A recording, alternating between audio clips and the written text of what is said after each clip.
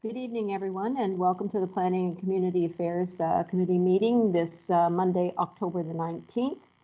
And I would ask Mr. J.P. Newman, our clerk, to talk about the process tonight. Thank you, Madam Mayor, and through you to members of council. As we do with our electronic meetings, I will start with a roll call. Councillor Watton, are you present with us this evening? I am present, thank you. Thank you. And Councillor McDougall? Present. Thank you. Councillor Guido? Present. Councillor Ross? Present. Councillor Kieserbrink? Present. And Councillor Brown? Present. Thank you very much. Can confirm that we do have quorum for this meeting. And I'm just going to go through our staff members, and we have some presenters and members of the public who are going to present with us tonight. So I'm just going to go through in alphabetical order. We have Adam Dubecki, Andrew Paul, and Don Gordon, Bashir Khan, Grace Wynura, April Holt, our CAO Kenneth Nix, Kevin Heritage, Matthew Somerville, Nick Dawkins, Nicola Alston, Robin Prentice, Terry Barton, Trevor Copeland, and on the phone we have, the list here is Michael Pegg and Sam Pegg. And I'd ask everyone to please mute your mic while you're not talking. This will avoid any background noise that may occur where you are and will avoid any echo of the audio. We ask that you please use headphones if they're available to you. If you'd like to speak for members of council, please post a message. Actually, please use the hand raising function and the mayor will call upon you when it's your turn. If that stops working for any reason, we will go back to using the chat function. If you leave your computer for any reason, please let the mayor know so that we can ensure that quorum continues to be met. That's for members of council. When moving or seconding a motion, please announce your name. This meeting is being recorded and live streamed to the Township's YouTube channel. We will be using an electronic voting process during tonight's meeting. At the appropriate times, I will announce that the voting is open and council members will be asked to make a selection. Once everyone has voted, I will announce that the voting is closed. If for any reason a council member is unable to vote, please announce your vote verbally and say in favour or against. If the electronic voting system stops working for any reason, we will revert back to the mayor asking each member for their vote. Thank you, Madam Mayor. That concludes my opening statement. Thank you, Mr. Clerk, and I'll now call for a moment of silence.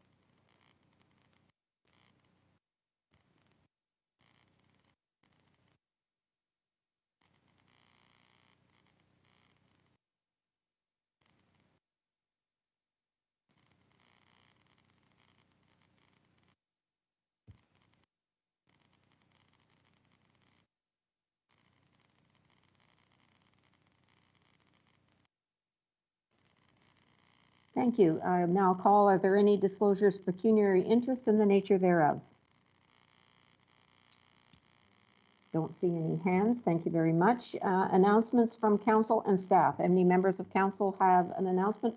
Councillor Watton, I know you do. Please go ahead. Thank you, Madam Mayor. Just a couple of announcements, if I may. I just wanted to share with Council that last week I registered or participated in 2 webinars put on by the Canadian Urban Institute, and what with it was for the Main Street. It was Main Street Action Week. So the first presentation was put on by some consultants, JCWG consultants, called In It Together, Bring Back Canada's Main Streets. And the discussion basically was reinforcing the value of our main streets in our cities and our communities across Canada and how COVID has impacted them.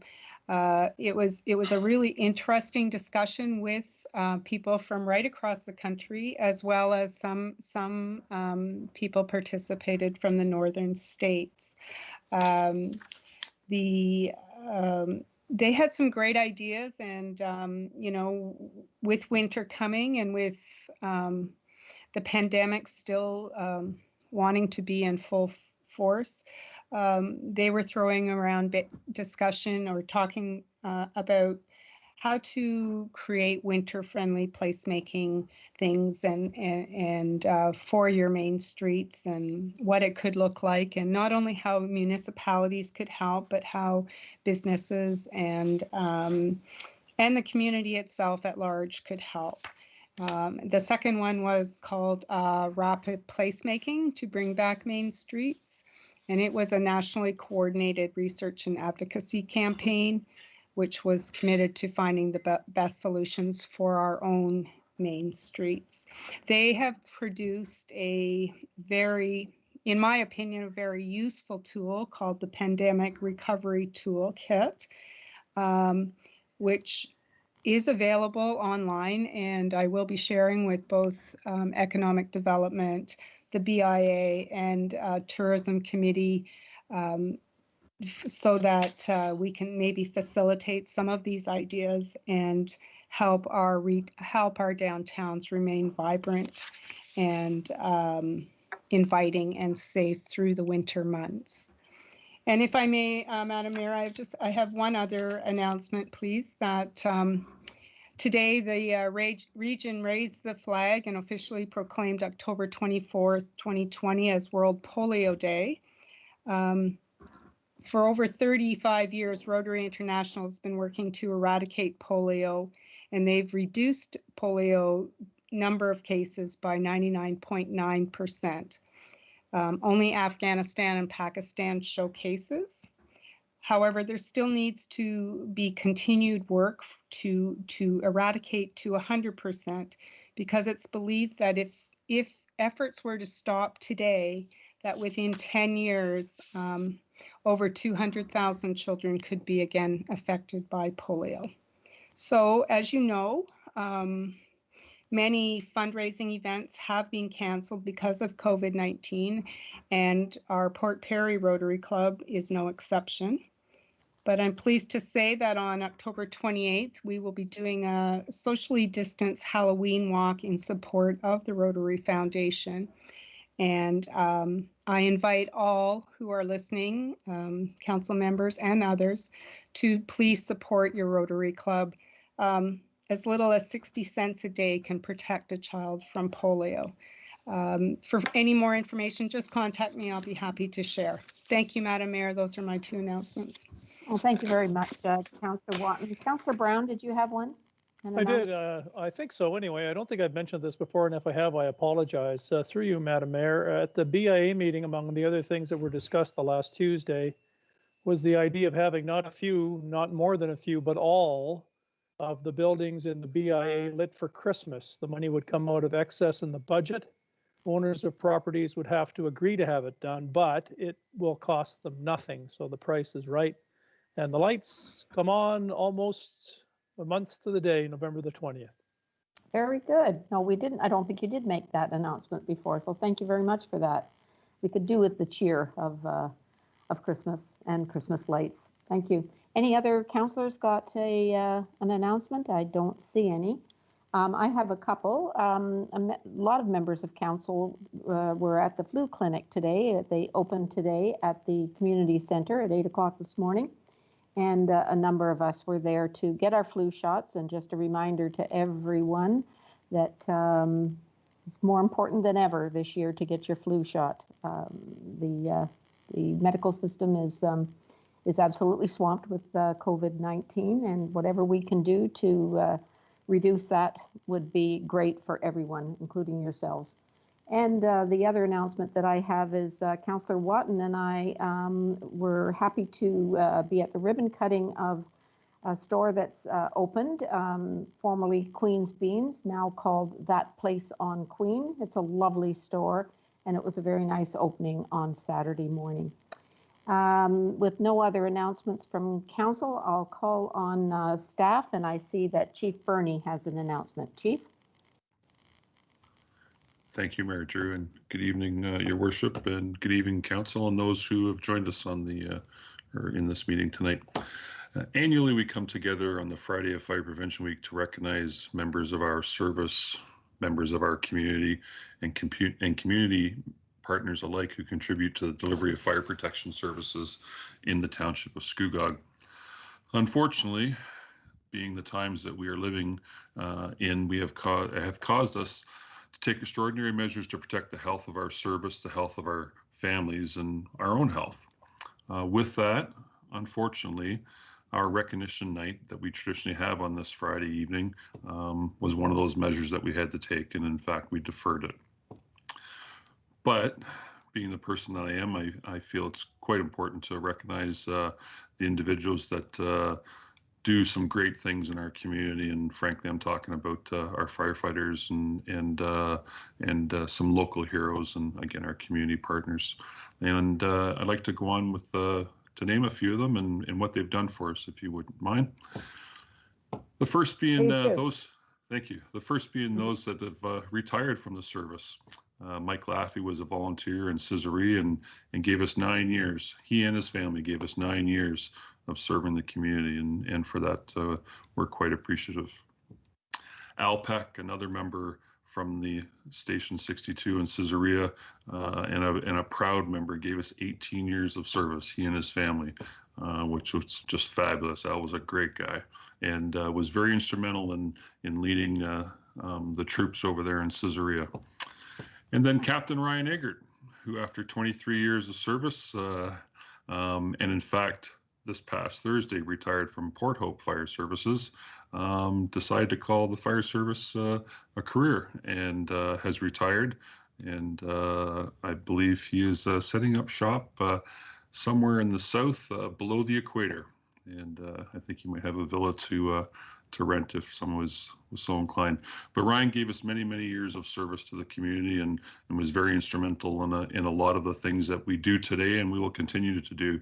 And his service, along with the service of the others, will be greatly missed. And I appreciate everything that all of them have provided the service in the community.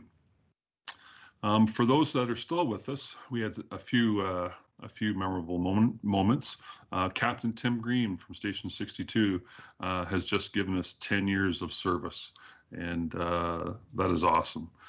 As well as in Port Perry at Station 61, Captain Jared Olson, also a recipient of 10 years of service, and something I'm quite proud to acknowledge. And then finally, in the 4 years that I've known this individual, he's never been one to hold back, calling it like it is. And the expectations he has of people around him are no less than the expectations he has of himself. And Captain Rob Parker has provided the residents and the visitors of the township with 25 years of exceptional fire protection services. And it's truly been an honor to get to know him and watch him work. And I hope he's got many years still ahead of him with us in providing the service to the community. For his 25 years, Rob will be presented with the Ontario Long Service Medal. Unfortunately, the medal hasn't arrived. I guess the Ontario investiture process is also hurting from these COVID measures that we're experiencing.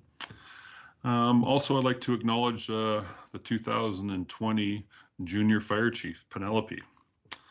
Penelope is quite a young lady, quite an ambassador of fire protection services, and I did challenge her to provide us with a presentation, and she came through, and I distributed the presentation to all of our staff on the Friday of Fire Prevention Week when I sent this email.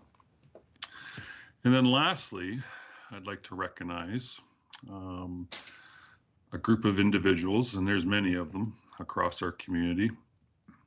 As 2020 has been a challenging year and one that we've had to adapt and overcome as we fought the COVID-19 virus.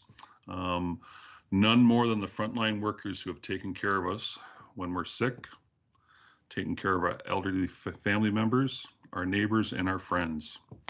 Frontline workers, including paramedics, nurses, doctors, personal support workers, and those who keep our institutions available to us, are my 2020 heroes and community partners that when given the opportunity, we will recognize. And I hope at that time, Mayor Drew, you and council can join me in recognizing these people, because they have been very important to our community, and again, providing some frontline service to many of our community. And with that, Mayor Drew, I thank you very much for the opportunity to speak. Well, thank you very much, Chief, and our sincere gratitude to those people that you mentioned tonight, and thank them for their service. And I'm wondering if you can share Penelope's presentation with Council. If you could email it to us, that would be great. And I'm sure that we will, when you do have your service, presentation service, that we will, as many of us can be there, will be there. It'll be great to be out again and celebrating things like that. So thank you very much, Chief. Any other staff have an announcement?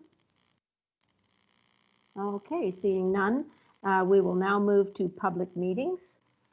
And the first one is this portion of the meeting has been set aside for a public meeting held under Section 34 of the Planning Act to consider an application for a zoning bylaw amendment submitted by Donald Gordon of Gordon Planning Advisors, Inc. on behalf of 9494952 Canada, Inc., operating as 1060 Stables for the property located at 1060 Scugog Line 12. The purpose of this public meeting is to obtain the views and comments of the public. No decision will be made at this public meeting. It is important that the public express their views either in person or in writing prior to decisions being made by the Council of the Township of Scugog. Everyone present has the opportunity to speak. Please be considerate of the acknowledged speaker by refraining from side conversations. While you may agree or disagree with the speaker, please refrain from audible responses and respect each speaker. To ensure that all those present who wish to speak have the opportunity to do so, speakers should limit their comments to 5 minutes and keep comments as brief and to the point as possible. Prior to speaking, please clearly state and spell your name and provide your property address for records purposes. You are encouraged to provide your comments in writing so that staff can ensure that they are accurately recorded and appropriately considered. If you do not speak at this public meeting or provide written comments before council makes a decision on this application, you may not be entitled to appeal council's decision or be added as a party to a hearing by the Local Planning Appeal Tribunal, LPAT for short, unless the tribunal determines there are reasonable grounds to do so. If you would like to be notified of the decision on these matters, please provide written notice of your desire to receive notice. The notice for this public meeting was given in accordance with the provisions of the Planning Act. I will now ask Nicola Alston to provide information regarding the application and an overview of the staff information report included in this agenda. Ms. Alston, please proceed with your presentation. Thank you, Madam Mayor. Next slide, please. The purpose of this public meeting is to present the proposed zoning bylaw amendment and obtain comments from council and the public. An application for a zoning bylaw amendment was received from Donald Gordon of Gordon Planning Advisors, Inc. on behalf of 9494952 Canada, Inc. for the property located at 1060 Scugog Line 12. The application was deemed complete on February 6, 2020. I will provide a brief overview of the application, and the applicant's planning consultant will be presenting additional information. The three owners of 1060 Stables, Mr. Michael Pegg, Mr. Sam Pegg, and Mr. Bashir Khan, and their consulting engineer, Mr. Trevor Copeland from Cadmium Inc. He is the gentleman who authored the noise impact study that was submitted. All these gentlemen are in attendance and are available to answer any questions. Next slide, please. The purpose of the proposed application is to permit an equestrian event facility in order to operate approximately 6 equestrian events per year that are all sanctioned by Equestrian Canada or Ontario Equestrian. This is the site plan that was submitted on the related site plan application, and the applicant's consultant will go into more detail on that. Next slide, please. The subject property is located within the Greenbelt Protected Countryside and is designated agricultural, natural core area, and natural linkage area in the township's official plan. Next slide, please. The property is currently zoned agricultural with a holding provision, and rural residential. The proposed amendment would apply to a site-specific exception to the agricultural zone on the property to permit an equestrian event facility and rezone the rural residential portion to the same agricultural exception zone. The township zoning bylaw defines an equestrian event facility as an area of land and buildings and structures used primarily for organized activities related to equine events and shows, and may include a commercial riding school and arena. The proposed zoning bylaw amendment will limit the number of equestrian events annually to 6 and will have a maximum duration of 5 days per event. The proposed bylaw will also limit uses secondary to the principal agricultural use, which in this instance is a horse farm, to 0.81 of a hectare, which is 2% of the land area of this parcel. This area limitation is a guideline within the provincial policy statement for on-farm diversified uses. No objections were identified by township or regional staff, subject to comments which will be addressed through the site plan and building permit process. Comments were provided to the township by the neighbors directly to the east and southwest at 1084 Scugog Line 12 and 975 Craig Road, and were included in the information report. These neighbors mainly had concerns with noise and hours associated with previous equestrian events held at the property. Additional written comments have been received from Mr. Ian Roberts. Mr. Roberts advised that we in the local equestrian committee fully support the development of 1060 stables as an equestrian event facility. He went on to say that he was a member of the 2004 Canadian Olympic team, and he is currently a development coach for 2 members of the Canadian Olympic team. Mr. Roberts also advised that having access to local show facilities to train and compete at will build participation within the Durham region equestrian community, and the proposed rezoning will create future opportunities for competitors from Durham region. In response to the noise concerns mentioned from the 2 neighbors, a noise impact study by Cadmium Inc. was submitted to the township. This study recommends timing of movements, site layouts, types and numbers of speakers, maximum decibel levels, and the use of a sound level meter. The study also recommends a follow-up audit be completed by an acoustic expert once regular operations begin, and the venue develop a communication policy with their neighbors.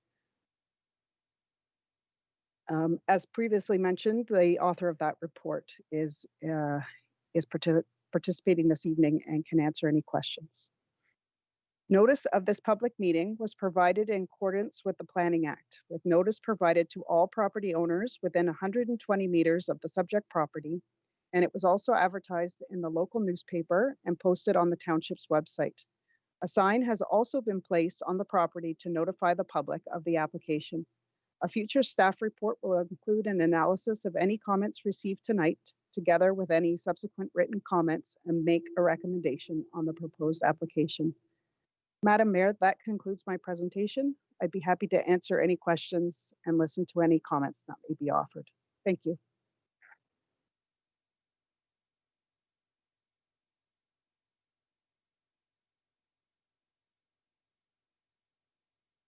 Madam Any Mayor, questions? I'm sorry, I was muted. Thank you, Ms. Alston. Are there any questions from council? And I see Councillor Brown has his hand up. Please go ahead. Thank you, and through you, Madam Mayor, and I hope I'm asking this at the right time and not whether I should wait until 11.1 or not. You can correct me if I'm making a mistake here, but thank you for the presentation, Nicola. I have a bit of a soft spot for equestrian myself. I've been involved just on the cursory basis. My concerns would be along the lines of the neighbors, no pun intended, neighbors.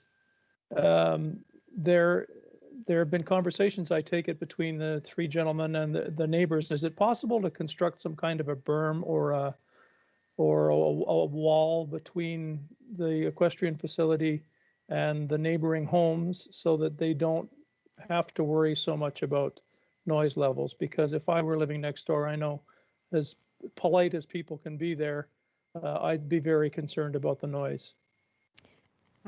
Thank you, Councillor Brown. Is it Trevor Copeland that could answer that question? Nicola? Thank you, Madam Mayor.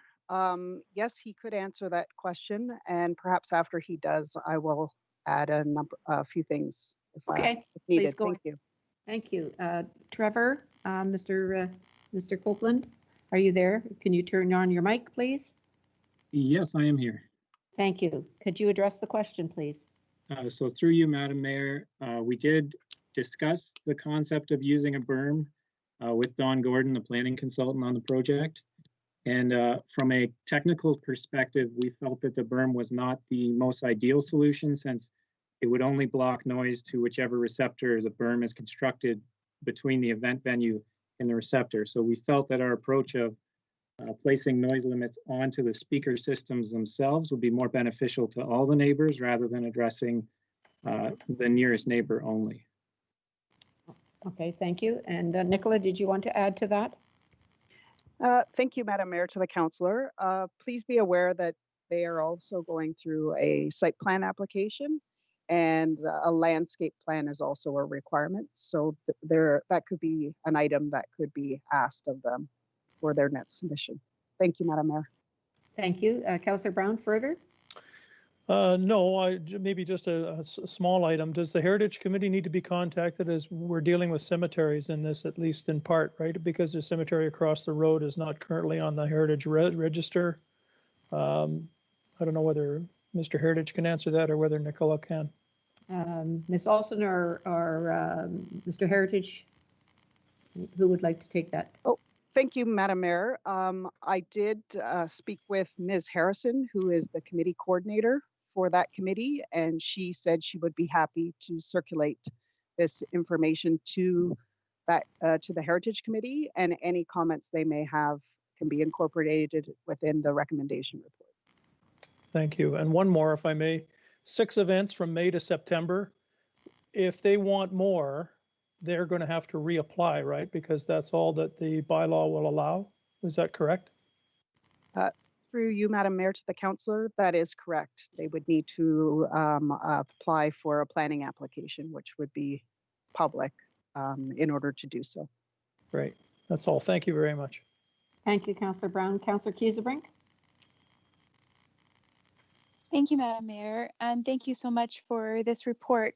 For the bylaw that's listed in 11.1, I have a question about that. Should I wait till later, Madam Mayor, or If it's on the that now? If it's on the report, probably wait till the report. Okay. Okay. You have any other Okay. questions? Yes, thank you. So to Mr. Copeland, Mr. Winyura talked about nighttime backup beeping noises for toilet servicing, but it sounds like you've addressed those concerns because the recommendation in the report is that they will not allow camping on site, and then that there will be no parking or vehicle movement from 11 p.m. to 7 a.m. Could you comment on this change from the events that were held in 2019 to the recommendations in the report? Mr. Copeland? Is it? Through you, Madam Mayor, I think that might be better answered by the owners of the event. Our involvement came subsequent to any previous events. Okay, perhaps we could, when Mr. Gordon makes his presentation, we can ask either that or, yes, that would probably be the best move forward. Anything else, Okay, Councillor Kiesebrink? Yes, thank you.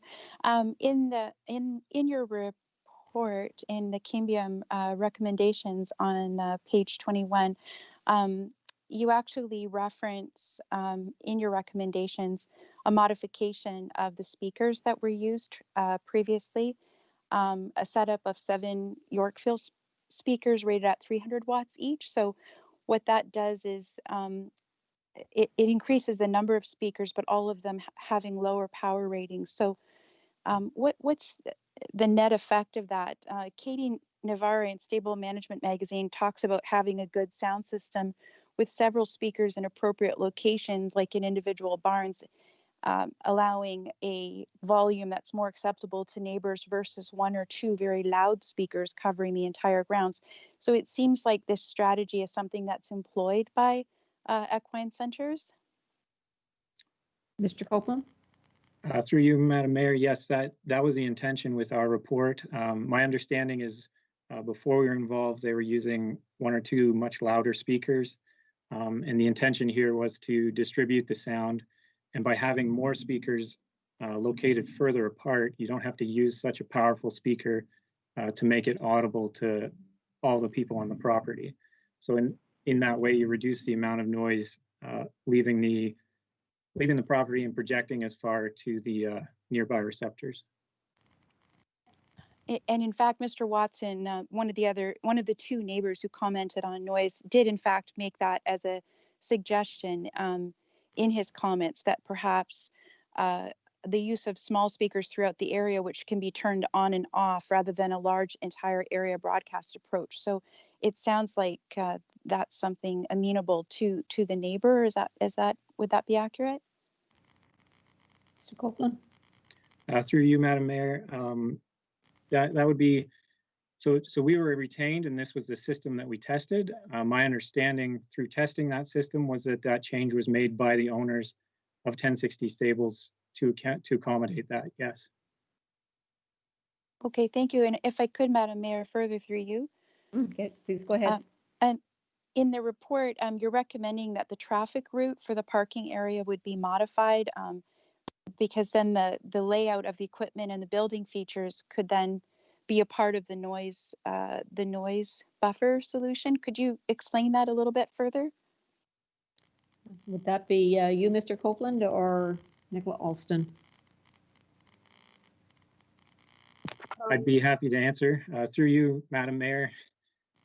Yes, the intention, the nearest home is directly to the east of the site. So by routing the traffic around the existing buildings, that puts a barrier between that traffic route and that nearest home. So that was the intention with modifying the traffic route in our report. Thank you. Anything further, Councillor Kiesebrink? Yes, I would like to pick up one further question at this time that picks up on something that Councillor Brown raised. And this would be a question for the owners because the bylaw is If it's for the owners, stating, Councillor, if it's for the owners, perhaps Mr. Gordon can address that question. So I'll put you on the speakers list for the next round, okay? Certainly, thank you. Okay, thank you. Anything further? That's all at this time. Okay, thank you. Councillor McDougall? Yes, thank you, Madam Mayor. At this time, I have one question. I have some questions with regards to sound, but I'll save those till after the presentation. At this time, my question is for Ms. Alston. On page 2 of her report, it shows a property boundary for 1060 stables, and it's a rectangular-ish property, but when I zoom down to the site plan, it's a T hammerhead shaped site plan. What's the reasoning for the change in the site plan versus looks like the property ownership boundaries? Through you, Madam Mayor, to the councillor, the site plan is just an excerpt from the entire site. So I think their site plan focuses in sort of on the area with the existing riding areas, and then the stabling tent and parking is intended to go in sort of this area. Sorry, through you, Madam Mayor, what do you mean? Sorry, I was looking at the map on the other screen. When you say this area, can you point again? Thank you, Nicola. No problem. Through you, Madam Mayor, to the councillor. So the site plan that they provided that came up earlier on my screen is just sort of the T.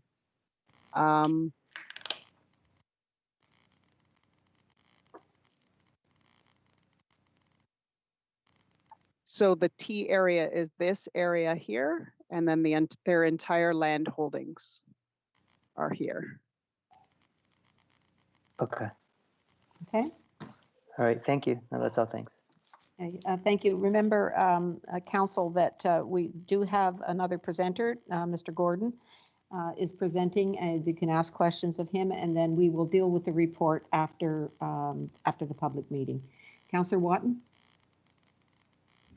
Thank you, Madam Mayor. I just have one question, I believe, maybe depending on the answer, but how large is the entire property that we're talking about?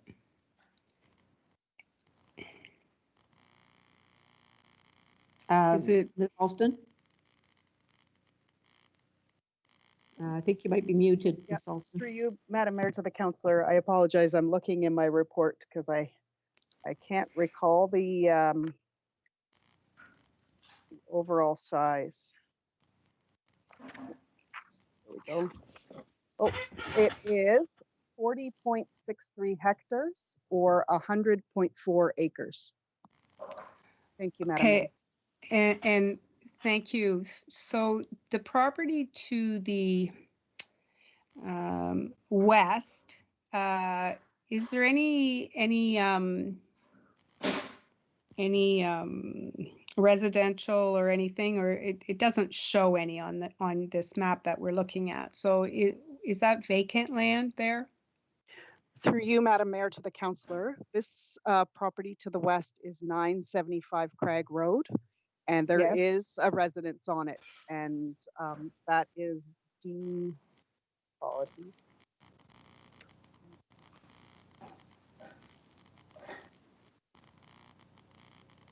That is D. Watson, and she did provide comments, which were included within the information report. Thank Okay, you. so just this map doesn't perhaps reflect that. Okay, so if I understand your mapping correctly, the T that is indicating where the equestrian center will be, is it basically in the middle of the property that is owned by these three gentlemen? Is that right? Is it directly behind the barns and that? Through you, Madam Mayor, to the councillor, the barns are owned by the owners. The riding rings are to the south of that. And so it's essentially a rectangle property with the property to the east under a different ownership. Okay, so all right. Okay, that's fine for now. Thank you. I see no further questions from council. So I will now ask Don Gordon of Gordon Planning Advisors to present information regarding this application on behalf of the applicant. Mr. Gordon, it's nice to hear your voice again, but please proceed with your presentation. Thank you, Madam Mayor, and thank you for the opportunity to make the presentation to committee. Next slide, please. So I'd first like to introduce the ownership group involved with 1060 Stables. They are Bashir Khan, Michael Pegg, and Sam Pegg. They are all experienced horse owners and equestrian event participants. We also have Trevor Copeland, who has already spoken to you from Cambium, our noise consultant, and myself as the planning consultant for the owners. Next slide, please. 1060 Stables acquired this property in 2016. The business is involved in breeding, raising, maintaining, and training of equestrian horses, as well as buying and selling horses on the international marketplace. There are 3 full-time and 2 part-time staff, plus Michael and Sam Pegg employed on the farm. Next slide.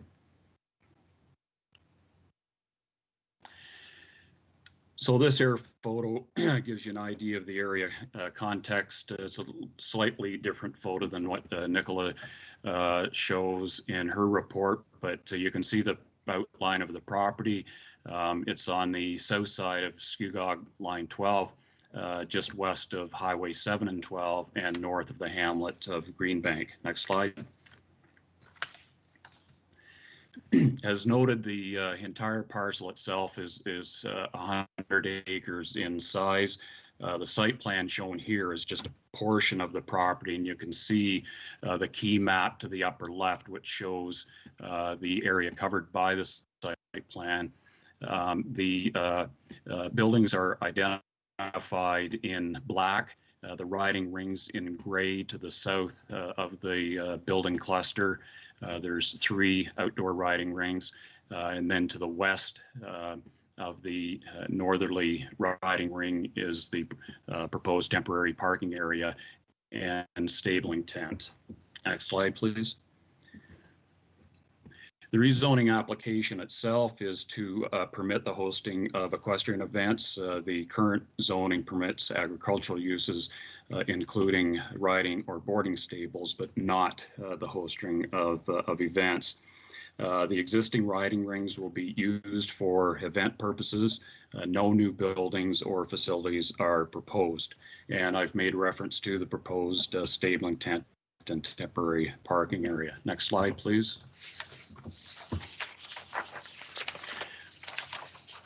As already noted, there will be approximately 6 events held each year between May and September, with each event having a duration of 2 to 5 days. The events generally range in size from 50 to 200 horses and riders, with 100 or fewer on site at any one time. The expectation is that there would be approximately 100 spectators in addition on site at any one time. And the events, generally speaking, take place during daylight hours only, between 8 and 8 a.m. and 8 p.m. Licensed vendors and portable washrooms are provided on site. And as Nicola noted, all events are sanctioned by Equestrian Canada and or Ontario Equestrian. Next slide, please. The policy foundation for land use planning and development throughout the province is established by a series of policy documents, starting with the provincial policy statement provincially and down to and including the official plans of the region of Durham and the Scugog official plan. And I wanted to focus just a little bit on the guidelines for permitted uses in prime agricultural areas. Next slide, please. So the guidelines were created in 2016 to help interpret the PPS policies. On-farm diversified uses are identified in those guidelines as being permitted in prime agricultural areas. There are criteria for locating these types of uses. They are that the use must be located on a farm, must be secondary to the principal agricultural use of the property, must be limited in area, and more specifically cannot exceed 2% of the property area. These types of uses include, but are not limited to, home occupations, home industries, agritourism uses, and uses that produce value-added agricultural products. And finally, the use must be compatible with and shall not hinder surrounding agricultural operations. Next slide, please. Okay, I'm going to skip this slide and the next one just in the interest of time.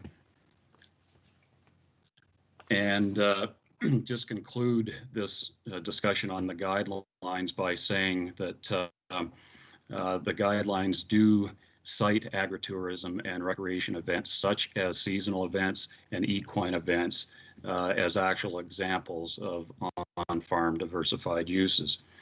So it's my opinion that the proposal to host equestrian events satisfies the criteria for on-farm diversified uses and is compliant with or conforms to the various planning policy documents. Next slide.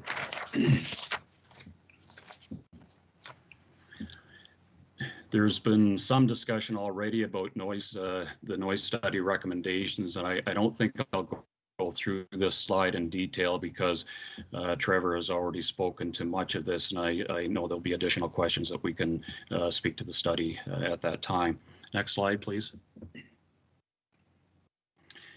Just wanted to speak briefly about the economic development impact of the equine industry in Canada. To say the least, it's very significant.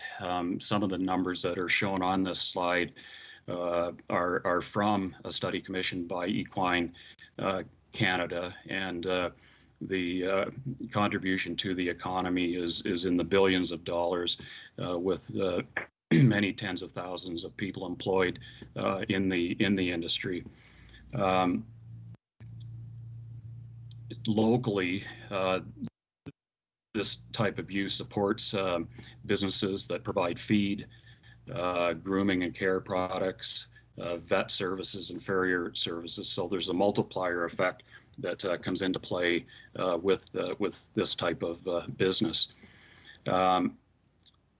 On-farm diversified uses, in my opinion, present a significant economic development opportunity for Durham Region and Scugog Township, and I think it's apparent that you're going to see more and more of these types of uses, along with other forms of agriculture-related uses and on-farm diversified uses, including farm markets and that sort of thing, and that's a positive thing for North Durham Region and Scugog Township specifically. Next slide, please. So just to summarize, the proposal to host equestrian events on the property does satisfy the criteria for on-farm diversified uses and is compliant with or conforms to the various planning policy documents. There are different site plan considerations that we will ensure are complied with, and they are intended to ensure that the agricultural character of the property is maintained, that the surrounding agricultural operations will not be hindered, and any impact on neighboring properties will be minimized. And while not a planning opinion per se, but a commitment from the owners, 1060 Stables pledged to be a good neighbor. Madam Mayor, that concludes our presentation, and we'd be pleased to entertain any further questions.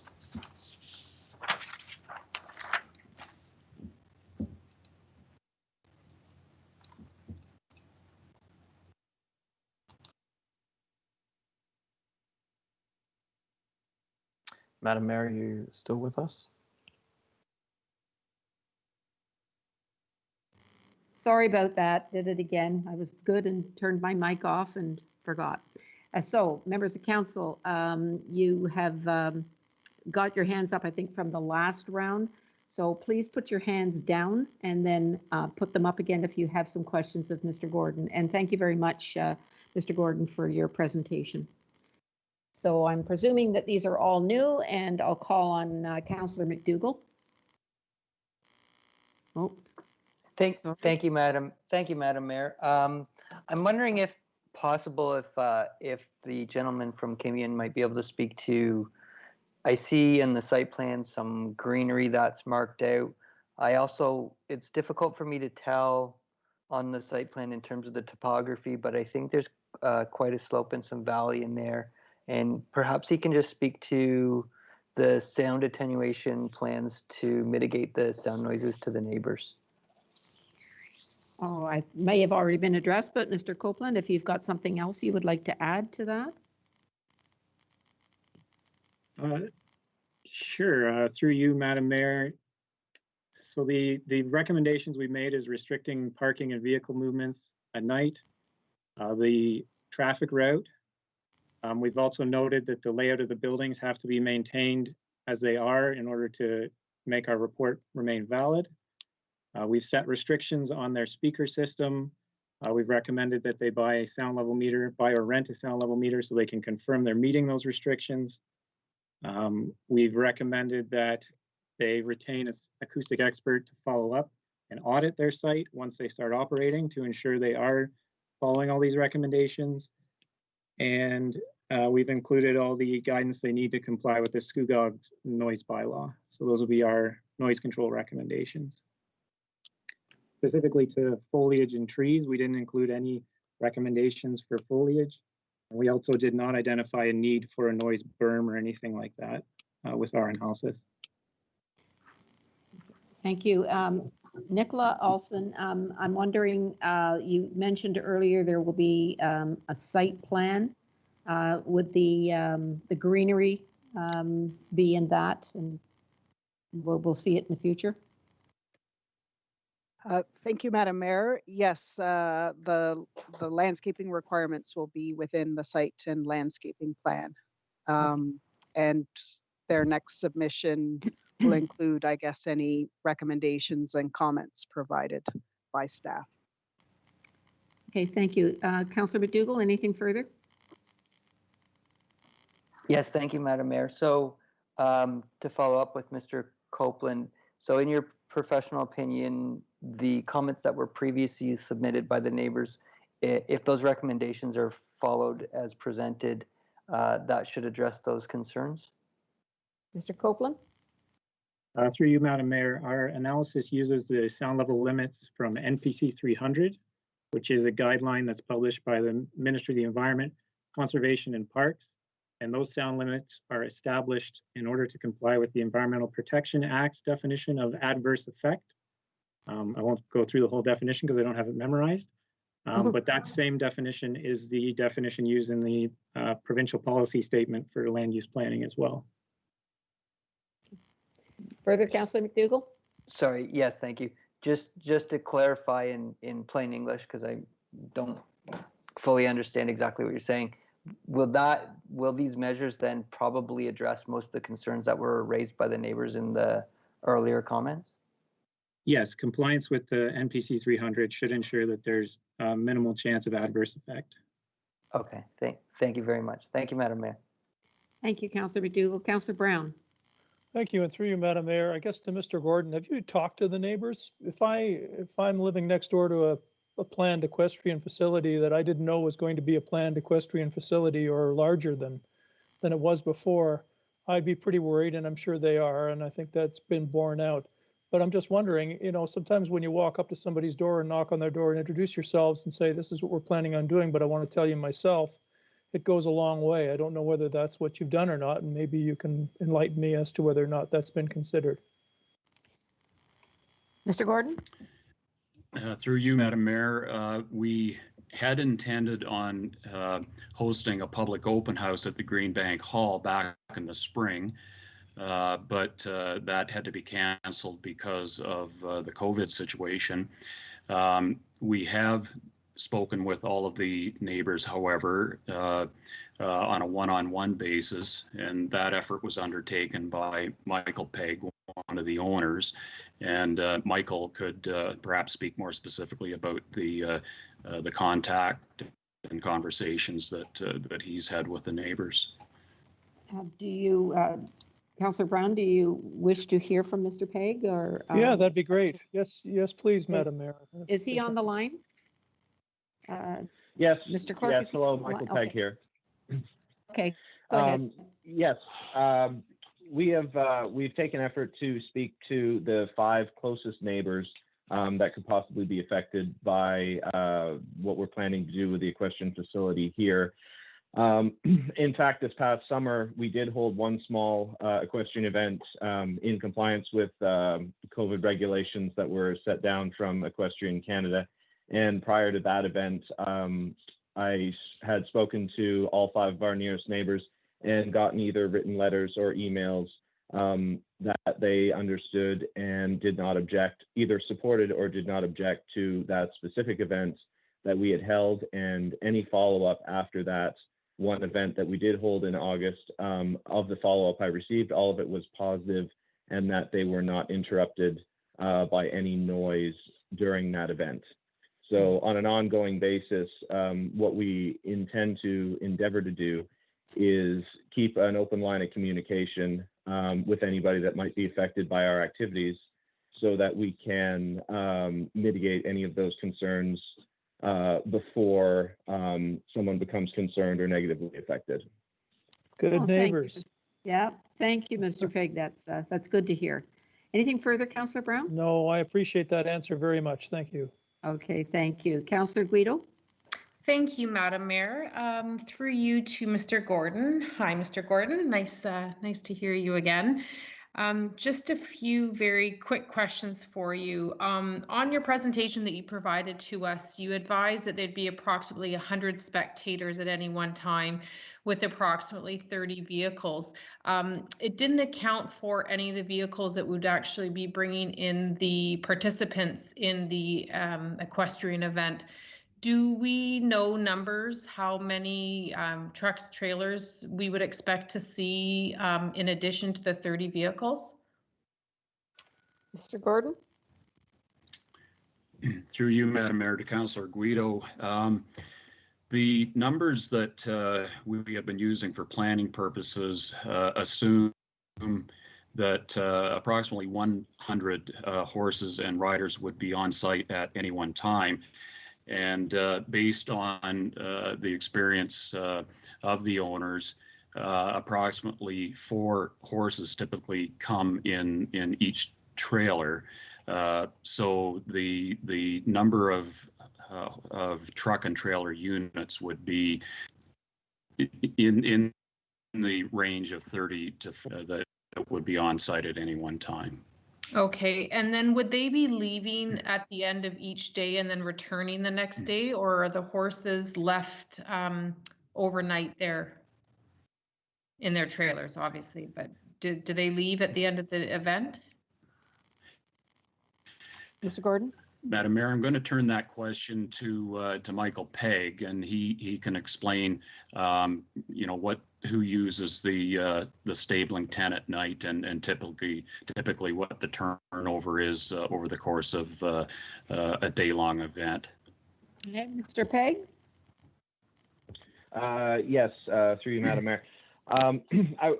We estimated 100 horses, roughly 4 horses per trailer, as Don had said. A reasonable estimation would be that half of the horses for the type of events we're going to be running, half of the horses would likely be stabled and half of the horses would likely ship in and out. That being said, probably half that number of trailers would be exiting and then returning, possibly with the same horses, possibly with different horses the following day. Wonderful, thank you. And then as far as through Madam Mayor, the sounds that would be coming from trailers backing up or whatever other issues were described in the report from the neighboring residents, would that be expected to occur after the 8 p.m. when the events typically end? So we would have a period where there would still be some noise occurring within the bylaws up to 11, I suppose that is, with the trailers leaving for the day after the event? Mr. Pegg? Through you, Madam Mayor. Likely not, to be honest. Most of these horse trailer units are towed by light trucks, which typically do not have any of those reversing noise, beeper sounds that dump trucks and semis and stuff have.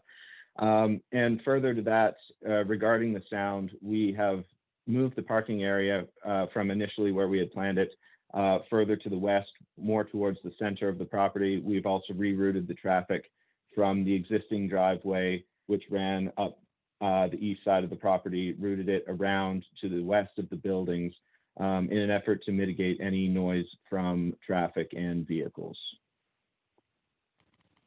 Thank you. And Madam Mayor, through you, if I may continue. Further on, Mr. Gordon, in your presentation, you indicated that there would be no overnight camping. I'm unaware of the equestrian world, so forgive me if this is a silly question, but if the horses are being stabled there, do the owners spend the night as well, or do they leave and return the next day? Mr. Gordon or Mr. Pegg? Through you, Madam Mayor, again, I'm going to defer that question to Mr. Pegg. Okay, please go ahead. Through you, Madam Mayor. Typically not.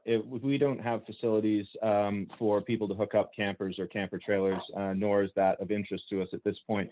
However, what will usually happen is someone that's employed by an equestrian professional would check the horses at some point in the evening just to feed them additional hay and make sure that everybody's looking healthy, and then would leave. We have some recommendations for any participants of some of the hotels which are close by, and some campgrounds that have facilities where camper trailers can be parked. Perfect. That is wonderful. Okay, thank you, Madam Mayor. Thank you. Councillor Kiesebrink. Oh, thank you, Madam Mayor. I just wanted to pick up on something that Councillor Brown had mentioned earlier. I'm not sure who to ask the question for, so perhaps someone could advise who the best person is, but it is 6 events. By identifying 6 in this bylaw, is that going to be limiting in any way to the business? I mean, last year you had your jumper training show, classic competitions, your Jump for Heart charity show. So, and there was also mention of a school. I noticed the bylaw doesn't specifically state the school, so I didn't know. I'm not sure if that bylaw, the way that it's worded, will be prohibitive for the function of the Equine Center. I'm just not sure who to pose those questions to. Well, we'll start with Mr. Gordon.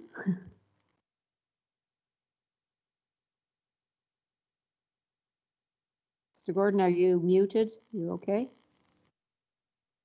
Just unmuted. Through you, Madam Mayor. The wording of the proposed bylaw, and it does, in effect, place a maximum number of on the facility, but we have determined that it's a limitation that we can live with. That's the number of events that are planned for this, and should that change, as already know, the owners would have to come back to seek an amendment to the implementing bylaw. Okay, thank you. Councillor Kiesebrink, further? Oh, yes. Could I just get the answer to the question with respect to the school? Because there was a mention of classes. So does the bylaw need to address that as well? Or is that a given within the context of the statement of Equine Center in the bylaw? I'll ask Nicola to answer that, I think. Through you, Madam Mayor, to the councillor, forgive me, I'm looking up my definitions in my bylaw. I believe that is under a separate definition, which is permitted which is permitted within the bylaw, but I'm going to have to confirm that. If you could just give me a few moments, I could get back to you. Sure. Have you got any comments, Mr. Gordon? Madam Mayor, if I might, Madam Mayor, I do have the definition of the equestrian event facility here from the bylaw, and I'll read it verbatim. It's an area of land and buildings and structures used primarily for organized activities related to equine events and shows, and may include a commercial riding school and arena. So it would be my opinion that the school is covered in the definition of an equestrian event facility, but I think Nicola should confirm that perhaps. Nicola, don't want to put pressure on you while you're looking it up, but Madam Mayor. Is that Director Heritage? the Director Heritage? Yes, please go ahead. The definition of a riding or boarding stable, which is currently permitted on the site, specifies that it's an area of land which is used as an educational center for horse training, handling, care, or for the lodging of horses. So the current definition for under an agricultural use would permit the type of use that Councillor Kiesebrink was talking about. Okay, thank you, Director Heritage, and Nicola, you're off the hook. Councillor Kiesebrink, does that answer your questions? And yes, do you have another thank you, Madam question? Mayor. Thank you. I just wanted to ensure that in the specificity of this bylaw that's being proposed, that we weren't neglecting a function that would potentially be critical for the use. Thank you, Director Heritage, for that clarification. And that's all my questions. Okay, thank you very much. And I don't see any, oh, Councillor Watton. Please go ahead. Thank you, Madam Mayor. Just again, one quick question with respect to the noise. Mr. Gordon, you reflected that the SCUGOG noise bylaw with respect to hours of operation, for example, 7 to 7 and 9 to 7 on Sundays and so on. And if I understand, these events will be running from 8 till 8. Which one will we be using? Will this exemption allow for the 8 to 8? I'm sure that the noise won't stop at 7. So I'm just not quite sure where that's going to match. If someone could speak to that, I would appreciate it. Mr. Gordon? Through you, Madam Mayor, I'll start by saying that the recommendation with respect to amplified in the noise study are actually a little more restrictive than what's contained in the township noise bylaw. And I think I'll let Trevor speak to that. Trevor? Please go ahead. Through you, Madam Mayor. So the amplified sound system is just one aspect of their events. So that's what we limited to 7 to 7. I think Don's slide where he's talking about 8 to 8, it's more about the general activities at the event. So you'll have to turn the sound system off at 7, according to our report, which is actually 2 hours earlier than the noise bylaw might allow. But they can still have other activities, according to our report, such as the trucks leaving the site and things like that. Okay, thank you. Does that have anything further, Councillor Watton? No, it's not clear, but I'm not sure if our noise bylaw will need to be changed or what will be permitted. But I'll leave it for now. Thank you. I'll just put it out there for consideration. Thank you. Okay, thank you, Councillor Watton. And I don't see any more hands. Please put your hands down so that I can get you for the next round. Thank you. We have members of the public who have requested to speak to this application, and I'll call on Ms. Grace Wanyura. Please unmute your microphone and state your address for the record. Then go ahead with your presentation. Hello, thank you very much. This is Grace Wanyura, and I live at 1084 SCUGOG Line 12, which is the property directly east of 1060. And just so you know, I am a EC certified equine appraiser.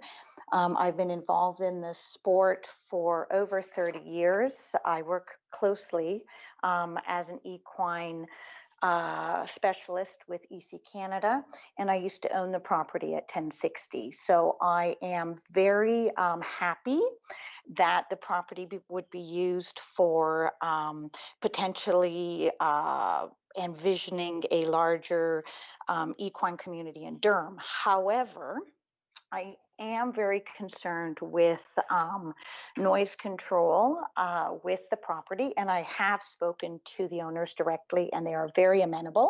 However, based on a few things, I would like to point out a few things are not clear. One of them is, will the noise bylaw need to change, particularly on Sundays? Is it going to stick to a 9 a.m. start on a Sunday? And that's of concern. Number 2, on page 21, the gentleman at Cambium has dictated that 2 speakers may be allowed in operation from the hours of 7 to 2300. And those are located apparently in the waiting and practice areas. Now, there's no site plan to say where the practice areas are. However, I do believe it's behind me. So why would everywhere else it be 7 p.m. and those 2 in operation till 2300? My other question is, on page 22, there's no specification for the loading, unloading, delivering, otherwise there's no listing of what is an essential service that could operate between 1900 and 7 a.m. So it would be interesting to know what those essential services would be to dictate the amount of noise. And again, this isn't noise necessarily on the property. However, the road traffic noise could be quite vast, depending on what those essential services would be considered. And I think, Mr. Gordon was very kind in saying that there would be 100, spectators perhaps per 100 horses. I think that's a low estimate, estimate. So my other question is, how did Cambian address the issue of whooping, hollering, congratulating in terms of their noise decibel level? And I only ask that because in the report, 3 areas which were targeted to have greater noise than any of the rest were directly closest to me. So what I'm wondering is, I don't understand what the difference between 40 dBA and 44 dBA would be, and did they take into consideration cheering and things like that? Only because when you're talking about 6 events, you're asking residents in the community to look at 30 days, which is 1 month. And so I think things like timing, bylaw timing, essential traffic on the existing roadways in front of the properties, as well as on the neighboring property, just so that people have an understanding of what the noise levels may or may not be.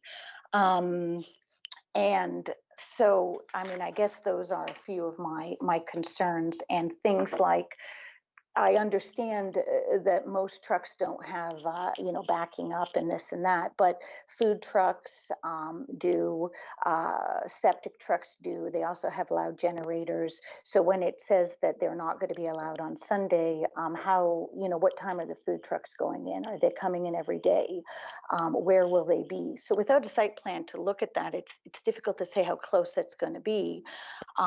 So the noise impact directly on the neighbors for that kind of thing, I think, is difficult to say without knowing some of that. So I would be interested to know why there's a few differentiations in timing on the list, and I would like to know a little bit what some of these essential services, the difference between 40 and 44, and why can't it be 40? And also, I have one more comment, is that when the competitions are perhaps 2 to 5 days in length, does this mean just competition days? What about setup, takedown? So for instance, if things are brought in order to be erected for the competition, but are not technically on a competition day, are they also, even though they may take place on a non-competition day, will they be subject to noise control and noise timing bylaws? And I'd like to thank you, and I will send in my comments via email as well, so that they're a little bit more rounded out and not quite as rushed. But I thank you for any commentary on any of those from either the owners or Mr. Gordon or KBM. Okay, thank you. All of your concerns and questions will be noted by our staff and will be addressed. I'm wondering, Mr. Gordon, if there is, or Nicola Alston, if there's any quick answers that we can give Ms. Wanyura.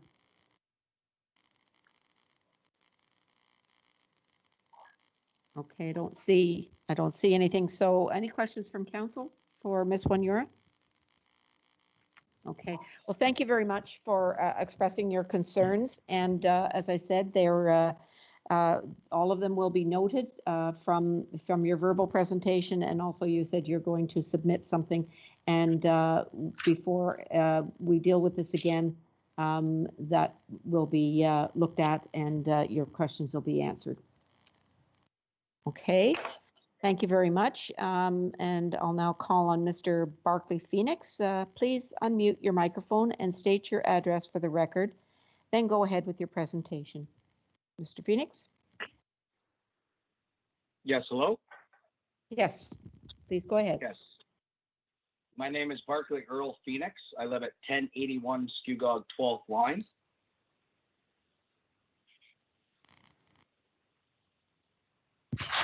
Okay, you can go ahead with your presentation.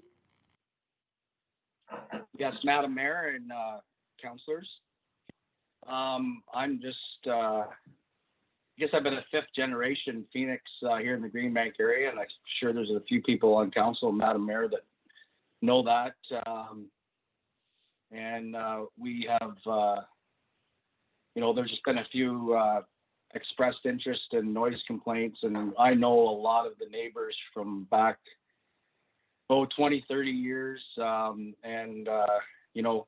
From me being a local, you hear of different things in the community about different things and so forth and so forth.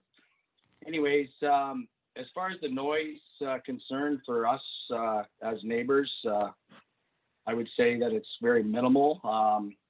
And to address a few of the, items that were brought up as far as the speakers and this and that, and as far as the feed trucks and the trailers going in and out of, and as far as the trailers on the road, just to give you a little bit of a overview of where exactly, you come off Highway 12, there's one neighbor, particularly two neighbors that would be impacted by the noise of trailers. And I would say that's probably to the minimal. I know that we sit backing off the road approximately, I would say 500 feet to 600 feet. And we have the graveyard out in front of our farm here as well. And, unless the dog barks or you hear the feed truck going down the road to go to the other neighbors, it's very minimal. And whether you see trucks going in and out, trucks and trailers going in and out for us here at our address. I would say probably as far as the overview and going on to the resident to the west, just to give you a little bit of a visual on that. It says that it's vacant land to the west, but there is a residence, and Mrs. Watson, she does have a residence there, but it is probably, I would say, if you went along the fence line to the west, where 1060 and her residence or her farm adjoin, I would say that it's probably, you can't see it from the corner of the 1060 property. So that just gives you a little bit of an oversight that the house is not right beside the fence. And I know when Grace had the property there, we've taken hay off of that, and I kind of know the lay of the land pretty good, along with a lot of properties in the area. So secondly or thirdly, where I'm at here, I would say probably to address Mr. Gordon. He had a couple things there as far as impact of 1060 Stables having these events. He talked about it's the vet, the feed, the groomers, but I would say I'd probably take it even a little bit farther as far as there's also other equine businesses and farms within the Durham region, Skugog Township, particularly. I know that I don't need to speak for Grace, but I know that she's definitely benefited from the 1060 Stables being there, because I know she's generated quite a bit of business through horse sales and this and that. And then and it's not a conflict of interest, but my cousin is married to Jessica Phoenix, who is, as we all know, has participated in the last 3 Olympics.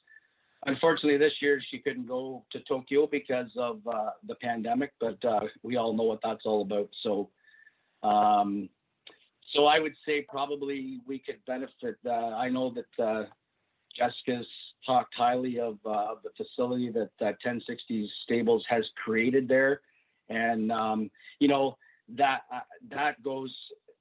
spreads throughout the equine community, whether it's local or whether it's Canadian or whether it's North American wide. I think that I think they have a great venue, and I think that and for me to just give you a little bit of my background, I don't really particularly like horses, but I know what business sometimes can be arrived from having these kind of events.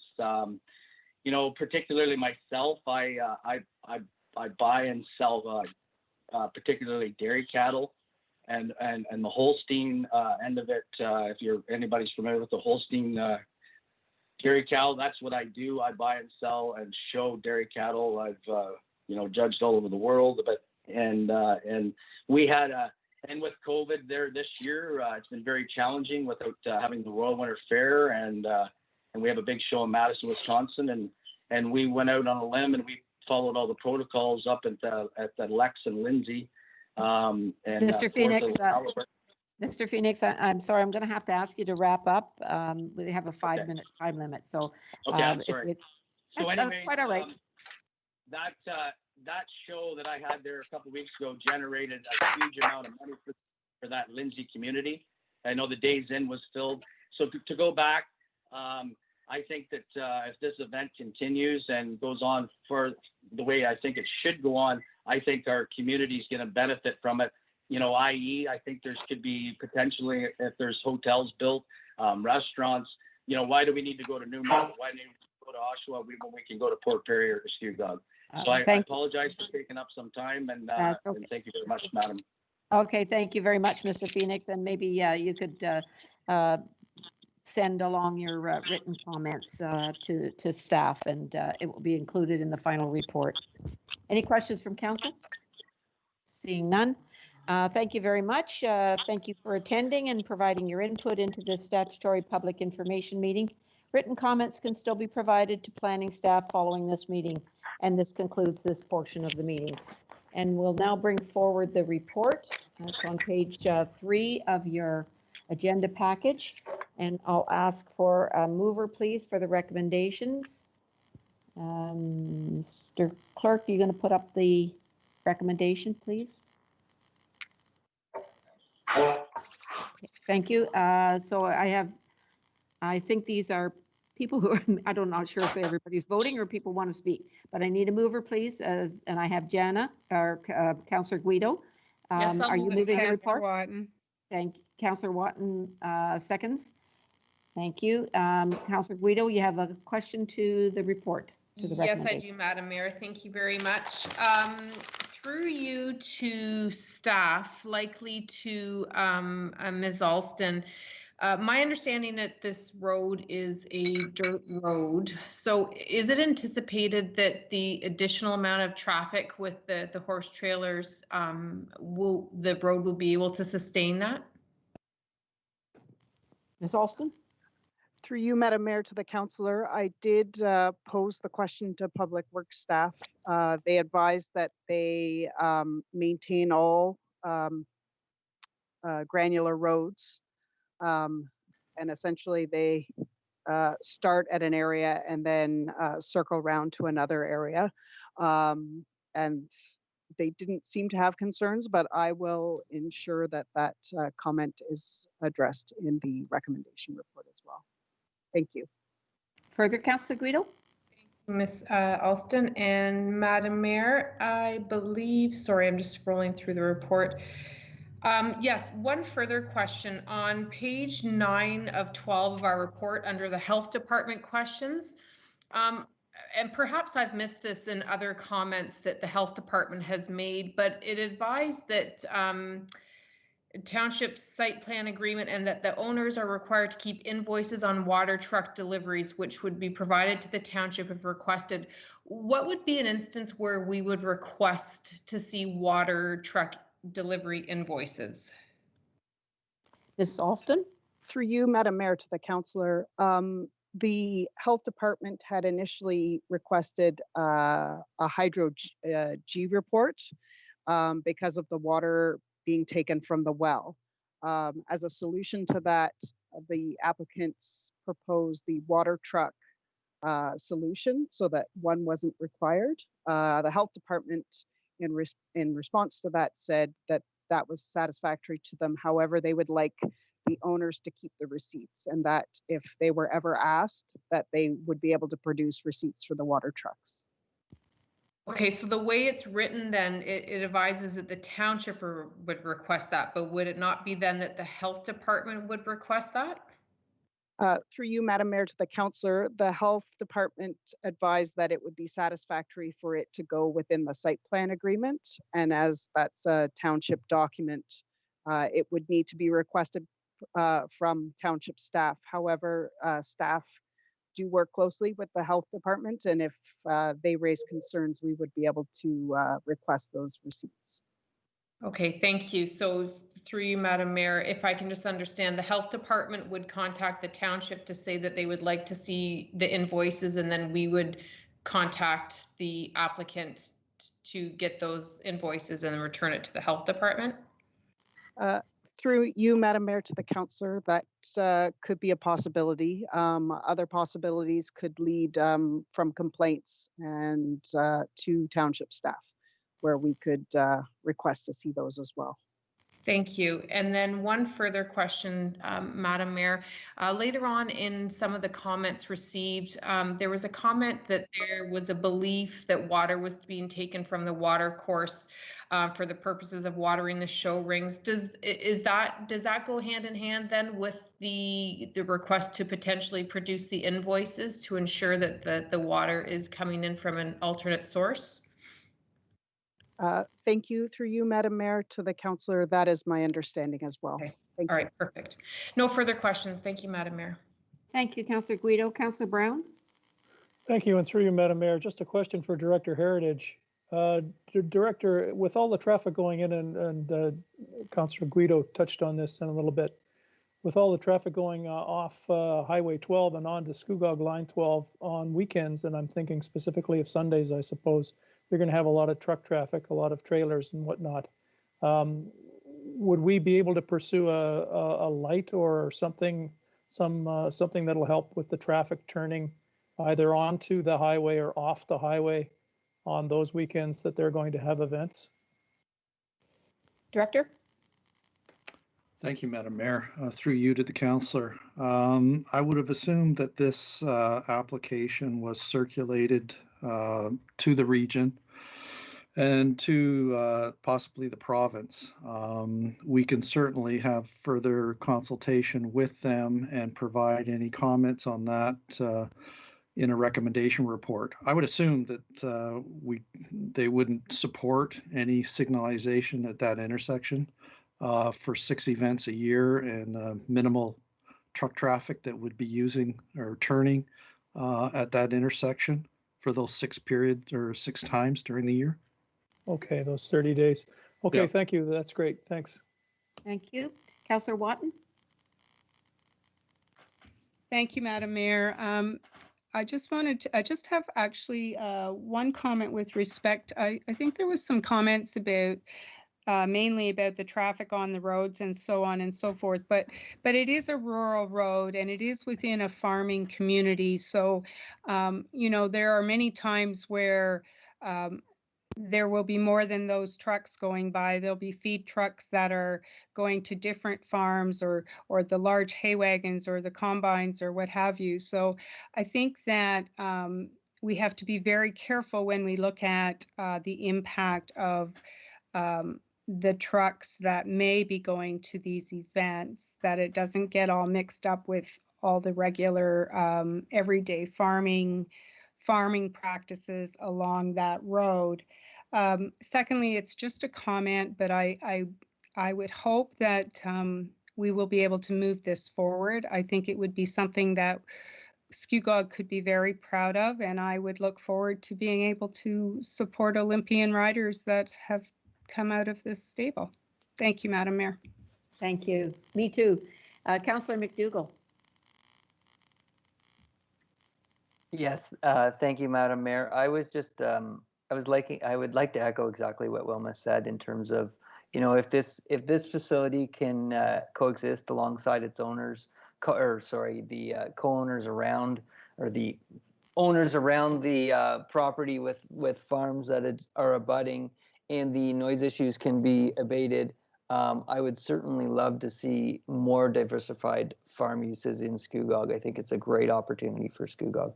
Sorry, that's all. Thank you, Madam Mayor. Thank you very much. I don't see any other speakers, so I'll call the question. Mr. Clerk, would you call the vote, please? Voting is open, Madam Mayor. Thank you.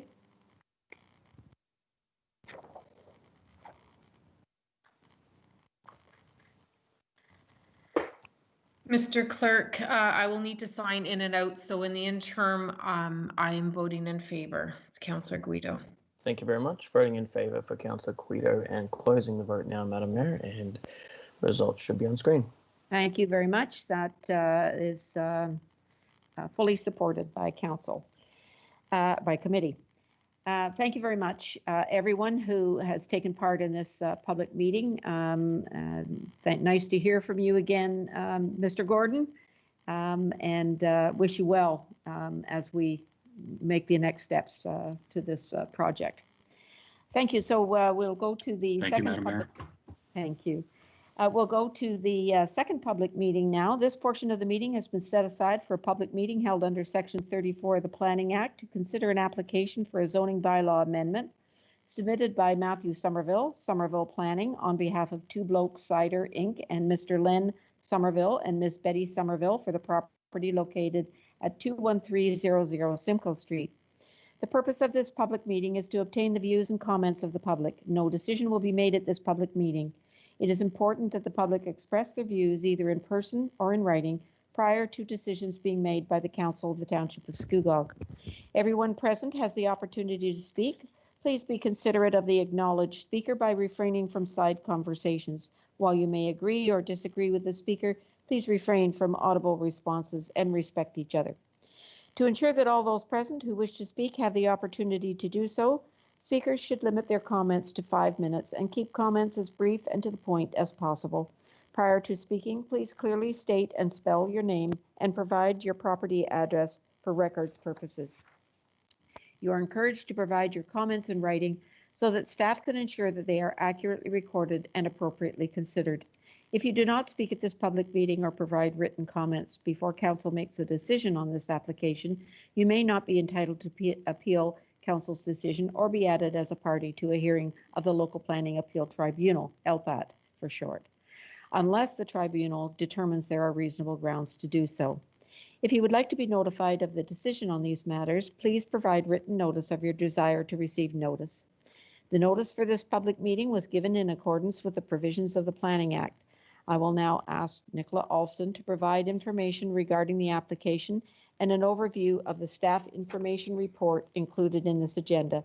Ms. Alston, please proceed with your presentation. Thank you, Madam Mayor. Could you, next slide, please. The purpose of this public meeting is to present the proposed zoning bylaw amendment and obtain comments from council and the public. An application for a zoning bylaw amendment was received from Matthew Somerville of Somerville Planning on behalf of Two Blokes Cider Inc. and Mr. Len Somerville and Ms. Betty Somerville for the property located at 21300 Simcoe Street. The application was deemed complete on June 3rd, 2020. I will provide a brief overview of the application with Mr. Somerville to follow with his presentation. Mr. Somerville is also the co-owner of Two Blokes Cider, and the other co-owner, Mr. Andrew Paul, is also in attendance and is available to answer questions. Next slide, please. The purpose of the proposed application is to permit a cidery with an accessory tasting room and retail facility.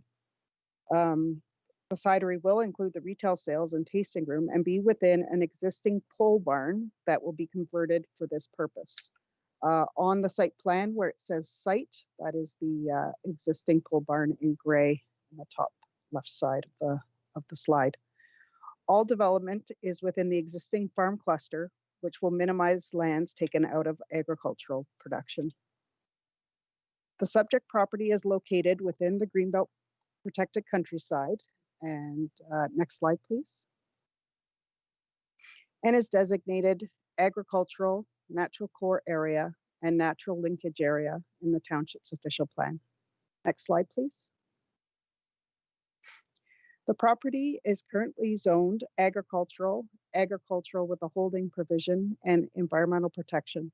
The proposed amendment would apply to a site-specific exception to the agricultural zone on the property to permit a cidery. The proposed bylaw will limit the uses secondary to the principal agricultural uses to 1 hectare, which is the maximum area permitted within the provincial policy statement for on-farm diversified uses. A gross floor area for all associated buildings and structures is also noted in accordance with this provincial policy statement. No objections or concerns were identified by township staff or the Region of Durham, subject to comments being addressed through the related site plan application and agreement. Written comments were received earlier today from G&A Holt, and I understand she had to leave the meeting as their internet was cutting out, so I will summarize their concerns. Their first concern was the volume of current traffic on Simcoe Street and potential increases due to the business and the possibility for vehicular accidents. Their second concern was traffic has increased on Scugog Line 12 due to signage of businesses and the reduced speed on St. Phil Road. Her concerns is, as it is a dirt road, the volume of dust created and people currently using the road for walking, running, snowmobile crossings, etc. Another concern was an increase in noise levels, including the level of noise of production machinery, hours of operation of the tasting room, and any live music. Infrastructure created for stormwater handling and any waste runoff or byproduct of the cidery.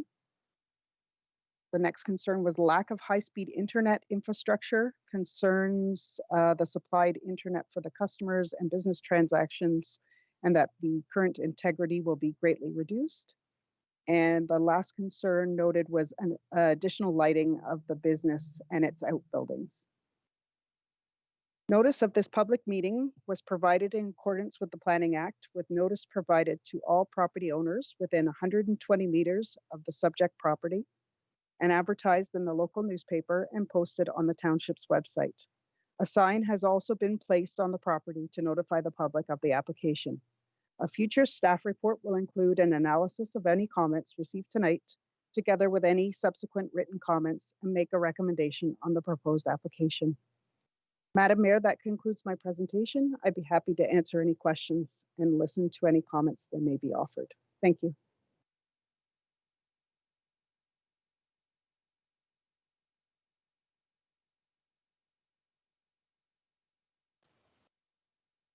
Madam Mayor, you're still with us? Did it again. Are there any questions from council? Councillor McDougall, you have your hand up. I think that's from before, or do you have a question of this presentation? No, that's from before, Madam Mayor. Thank you very much. Sorry. I don't see any questions. I will now ask Matthew Somerville of Somerville Planning and Two Blokes Cidery, Inc. to present information regarding this application. Mr. Somerville, please proceed with your presentation. Good evening, everyone. Good evening, Councillor, and good evening, Mayor. It's a pleasure to be in front of you. I'm Matthew Somerville, and I'm going to be speaking to you instead of doing a detailed presentation. I just wanted to speak to you as a fifth-generation farmer, as someone who's had a long history and an interest in this township, and someone who has a deep interest in and passion for the success of agriculture in this community. Two Bloke Cider is it's basically it's the idea of farm succession for us. We're trying to figure out how do you make a small family farm operate in the 21st century. My background, if for you don't know, my background is actually in architecture and urban planning. I helped to write the Heritage Conservation District for downtown Port Perry a number of years ago. But my area of expertise is really focused on farming and on rural areas and kind of the loss of agriculture and the loss of kind of that fine grainness that is quickly disappearing. The story of Two Blokes starts back in 2003 when the BSE came through. Our farm went quiet. It sent me on this whole journey of trying to figure out how do we make a farm work. And I went to the UK in 2011 and went overseas and experienced kind of cider culture firsthand.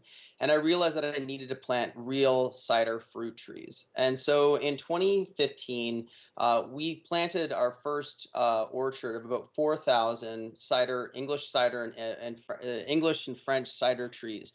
These are trees that are, it's like you go to a winery, you don't eat the grapes. You go to a cider orchard, you don't eat the apples. These are specific for alcohol production.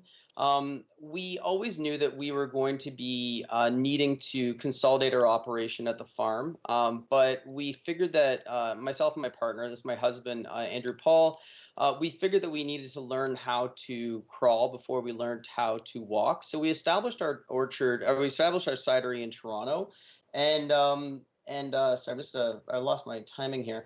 We established our orchard, our cidery in Toronto with the intent of actually eventually moving it. The reason for that is because in Ontario, you have to be located at 5 acres minimum of orchards or vineyards in order to sell to the public.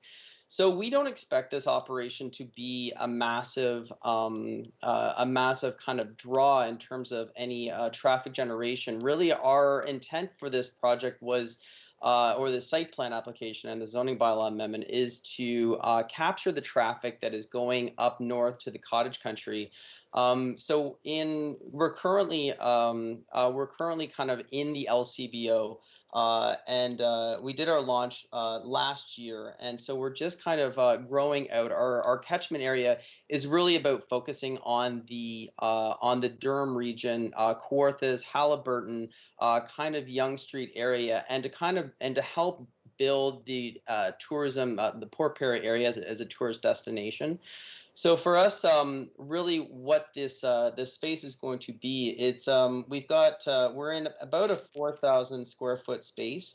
Of that, about 844 square feet is going to be in retail and office area, another 1,200 in production area, and then a large area in the remaining area basically in storage, which is going to be our cellar space. What we're trying to do here is we're trying to showcase the kind of the terroir of the area. It's like grapes. You really want to know the soil, the sun, the elements that are involved in making the product, and that's really kind of what we're trying to do, is to focus on the craft. In terms of the numbers of people that we're expecting, our proposal only includes about five parking spaces, including one accessible parking space. We're unlike a brewery. We can't have parking. So we can't have tables and chairs inside of our cidery. So the entire idea of the space is about almost rapid turnovers. People coming in, getting cider, enjoying maybe potentially something like a picnic in the orchard, and then moving on. So we're really kind of looking forward to helping to promote and helping to build the tourism area of Port Perry. And yeah, I'm just trying to think, is there other information here that I wanted to include on this? In terms of we talked about this before. It was about how the PPS defines agricultural related uses. So it has to be a farm-related use. It shall be compatible, shall not hinder surrounding agricultural operations, directly related to farm operations in the area, supporting agriculture and providing direct products or services to farm operations as its prime activity. In this case here, we're hitting all the notes. In addition to that, we're also helping to fit into a lot of the economic development objectives of the region and locally. The planning justification report that we submitted to the town provides a very detailed scope, looking from the PPS down to the local level, and I'd be happy to share that with you. But I really came here tonight to speak to you, as I said, as a farmer and as someone who really is interested in trying to move this this town forward. And I look forward to your comments and your questions. Thank you very much, Mr. Somerville. Are there any questions for Matthew? I see Councillor Kiesebrink. Oh, thank you, Madam Mayor. Well, who knew that week-long cider course would catapult this whole process? Congratulations on your congratulations on your the awards that you've already won for your Golden Mile cider and Hex Press and what have you, and all of the outlets that currently carry your products. It's a lot that's been achieved in a short time.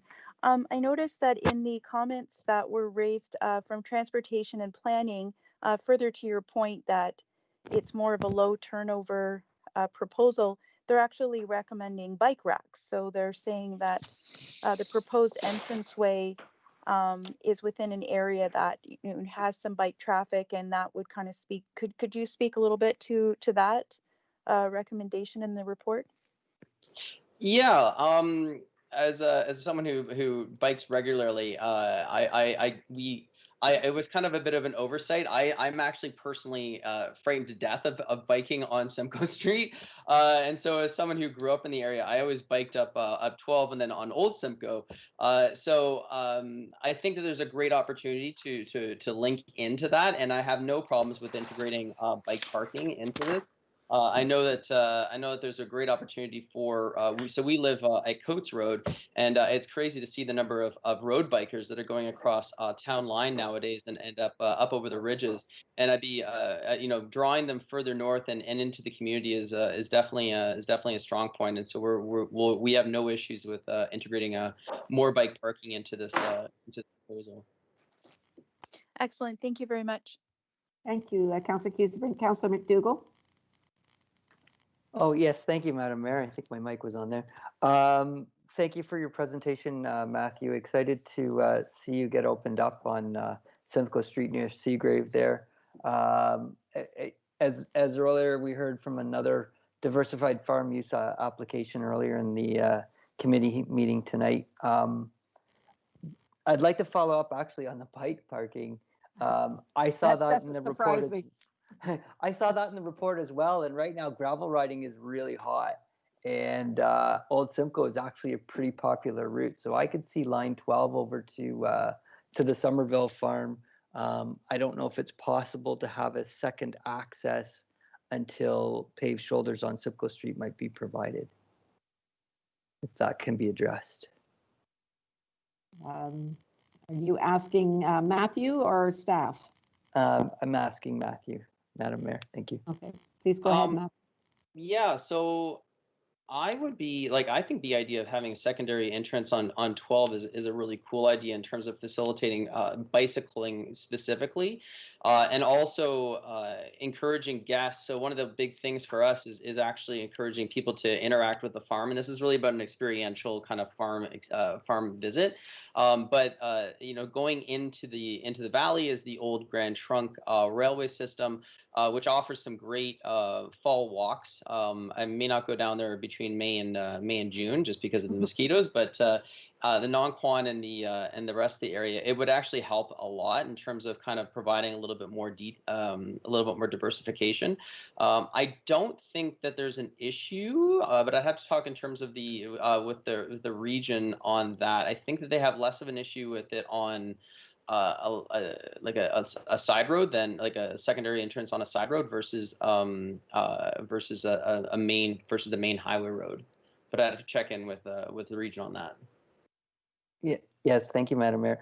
Thank you, Matthew. I just think even just any form of you know, a bit of a gravel path that would lead up there that would get you off of Simcoe Street, because I know I myself am deathly fearful of riding up Simcoe unless it's 6 o'clock on a long weekend, you know, Sunday morning sort of thing, and there's nobody on it. Yeah. But the proposal looks fabulous. I'm excited to see it come forward. Thank you very much for your presentation. Thank you. And Councillor Watton. Thank you, Madam Mayor, and through you to Matthew, maybe just a driveway from Highway 12 would work rather than anything formal. We seem to have an informal driveway from the road behind us that comes up through our property, and I'm pretty sure it's not recognized, but it certainly is used by some farmers. So just a thought.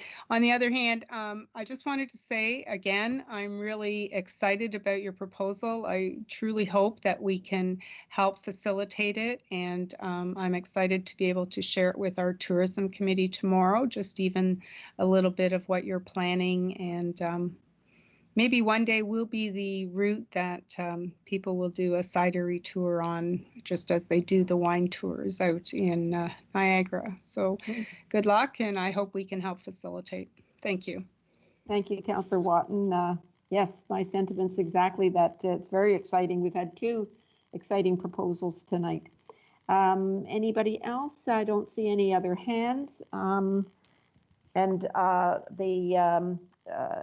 The members of the public, April Holt and Greg Holt, they had some technical difficulties, and thank you very much for Nicola for presenting on their behalf. Any other further questions? Seeing none, thank you for your attending and providing your input into the statutory public information meeting. Written comments can still be provided to planning staff following this meeting. This concludes this portion of the meeting. Thank you very much, Matthew, and your partners, and we certainly wish you luck. Thank you. And thank you. We will move on to the report now that's on page 19 of your agenda package. And could I have a mover, please? Councillor Kiesebrink, your hand is up. Is that from your question? Whoops, I got a bunch of questions. I'll move it. Thank you, Madam Mayor. Okay. Seconder? Councillor Ross, are you seconding it? I'll second it. Thank you. Okay, thank you. Now, questions? Councillor Watton. Oops. Mine was to move the report. Oh, okay. So I don't have any questions, so I'll ask the clerk to call the question, please.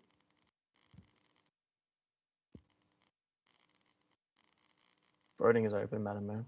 Thank you. Seeing that everyone's voted, I'm going to close the vote now. Thank you. And should be on screen for you. And that is unanimous and not surprising. Thank you very much. Okay, we will now move to report number 11.3, Development 2020-029, the temporary building inspector. It's on page 33 of your agenda, and the author is Nicholas Dawkins. And would you put the recommendation up, please, Mr. Clerk? Thank you. Do I have a mover to get it on the floor? Councillor Watton and Councillor Guido. Nicholas, did you have anything that you wanted to add to your report? Just that there was some questions as to what was related to COVID as far as the increase. Turns out that it's about 10% of the total permits that we've seen so far this year that are, in my belief, due to COVID. The rest has to do with interest rates being lowered and the number of new residential dwellings that have been constructed this year. Okay, thank you. That's very helpful. This is a welcome report. I know over the last several months that the department has been really swamped with applications, and so the sooner we can move ahead with this, I think the better. And are there any questions to the report? Councillor Guido? Thank you, Madam Mayor, and thank you, Mr. Dawkins, for the report. You and I have spoken several times over my concerns with applications and permits that are taking, and this is no slight whatsoever, your team that you have there have an abundance of permits that they are working on, and it is really negatively impacting some of our residents who are trying to either build or make improvements. So I was actually encouraged to see this report come through. I do have some questions on the report, specifically about the impact to the levy. On your report, it indicates that there'll be no impact to the levy for this position because of the reserves. There was $45,000 in the reserves. Is my assumption that there's no impact to the levy for the 2020 levy, but for 2021, we will have to find funding for this position? Through you, Madam Mayor, to the councillor.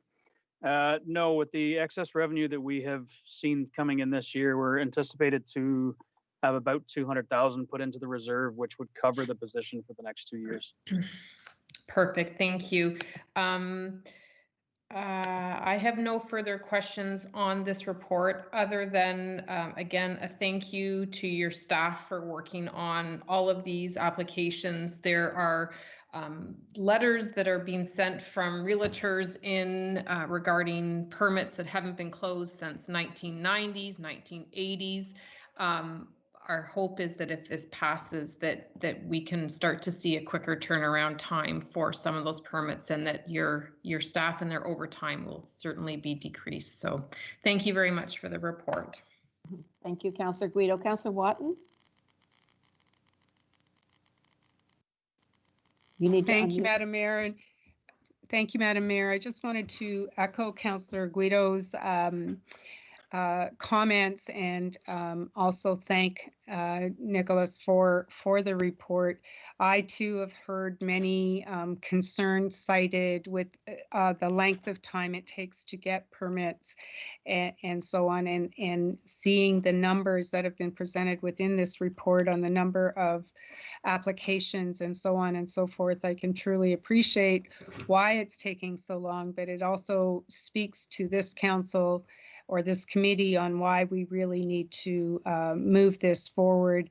And the added bonus is that it will have no tax levy impact. So kudos to you, Nicholas, and the people working in your department for all the time and energy you've expended. And hopefully we can get this moved so that some of that can be relieved and our residents can see more of our goal towards service excellence through expedition of the permits. So thank you very much. Thank you, Madam Mayor. That's my comments. Thank you, Councillor Watton. Well said. Councillor Ross. Thank you, Madam Mayor. Just a question in regards to the understanding of where this position has come from. Although I understand that it's an important position that we need to fill, from my side of things, it's kind of come unexpected. I have a report here from 2019, the summer, in regards to long-term staffing forecasts, and this position isn't named on that. I'm just wondering, from your report, it seems that it's quite urgent to have this, and I understand that urgency and support it, but I'm wondering either why it hasn't been presented before, that this may be a requirement, and we haven't seen it earlier than it is now. Mr. Dawkins, would you like to tackle that question? I wasn't involved with the original forecast as far as staffing. I believe that Kevin Heritage would be the better one to answer. Okay, Director Heritage. Through you, Madam Mayor, to the councillor. As you may recall, Mr. Dawkins was hired as a temporary senior building inspector several years ago to fill in the gaps when we were experiencing a high level of building permit activity. And when Nick was promoted to chief building official, that temporary building inspector plans examiner position, or senior building inspector plans examiner position, was not filled. But with the recent developments in 2020 and the overabundance of building permit applications that have been submitted, and nobody anticipated this with COVID-19. Our revenues have just exceeded expectations, and that's why we're bringing this report forward, hand in hand with the revenues as well as the workload that's required to process these applications. That's why it's coming forward now, Councillor. Okay, thank you, Director. I just, with Mr. Dawkins saying that 10% is related to COVID and the rest towards the housing development, just correct me, you were not predicting this coming forward despite that, is that correct? Through you, Madam Mayor, to the councillor, one of the major conditions too was the extremely low interest rates, and that has spurred on the buying or the purchasing of new housing developments, specifically Ribcor, Cockers Creek, as well as Oxnard. They're doing extremely well, and we're processing those permits at this point in time. Further, Councillor Ross? No, that's fine. Thank you very much. Thank you. I don't see any other questions unless Councillor Watton, did you have another question or your hand up from before? Okay. It's up from before, I'm sorry. That's okay, thank you. I don't, Nicholas, did you have your hand up? Did you wish to say anything? Yes, through you, Mayor, to the councillors. There has been an increase in agricultural buildings that have come in as well, along with the residential side, of almost 400% increase this year. And the enforcement has also increased by almost 450%, which is taking up an exponential amount of time. I just wanted to add that as well, that it wasn't just strictly the residential. Thank you, Madam Mayor. Thank you, good information. Yes, Mr. Dawkins, you and the people that work with you, hopefully we're going to have some breathing room in a few weeks' time, and I'm sure you're looking forward to that. That is if it passes tonight, and I'm sure it will. I have no further. Oh, Councillor Kiesebrink, did you have a question? Yes, thank you, Madam Mayor. And perhaps Mr. Dawkins could comment on this, but the Hampson report recommended the number of positions that would be necessary, and that was back in April of 2018. So from that point and following the staffing recommendations of that report to today, when we're now 170% increase with the projected gross revenue of the 700,000, could you maybe just, because this would have been before our time for this council, because we came in the fall of 2018, so could you maybe just perhaps comment, Mr. Dawkins, for us as councillors on that Hampson report and the recommendations of that? Nick, are you prepared to do that, or shall it be Director Heritage? I believe Director Heritage, through you, Madam Mayor. Thank you. Director? Thank you, Madam Mayor. Yeah, through you, Madam Mayor, the councillor. Projections that were prepared for the Hampson report were done in 17 for 18. And we're now seeing that increase in activity. So it was slightly delayed by a year or two, and we're certainly seeing that now. So we need this additional position in order to accommodate that growth that was projected or outlined in the Hampson report. Further, Thank you. Thank you very much. I don't have any further questions. Mr. Clerk, can you call the question, please? Voting is open, Madam Mayor. Thank you.